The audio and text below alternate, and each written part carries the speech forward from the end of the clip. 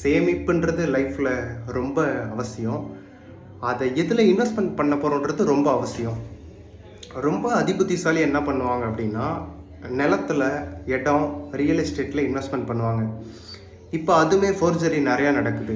நிறையா பண்ணி ஏமாற்றி எல்லாத்தையும் பிடுங்கிடுறானுங்க.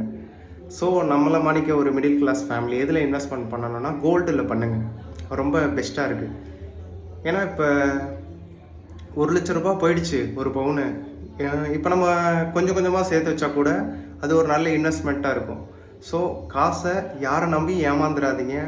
இந்த ₹1,00,000 கொடுத்தா ₹15,000 வட்டி தரேன், ₹10,000 வட்டி தரேன்னு சொல்லுவாங்க. கண்டிப்பாக அப்படிலாம் யாரும் ஏமாந்துடாதீங்க. நம்மளோட பணம் நம்மக்கிட்ட தான் இருக்கணும், நம்ம சேவிங்ஸாக தான் இருக்கணும்.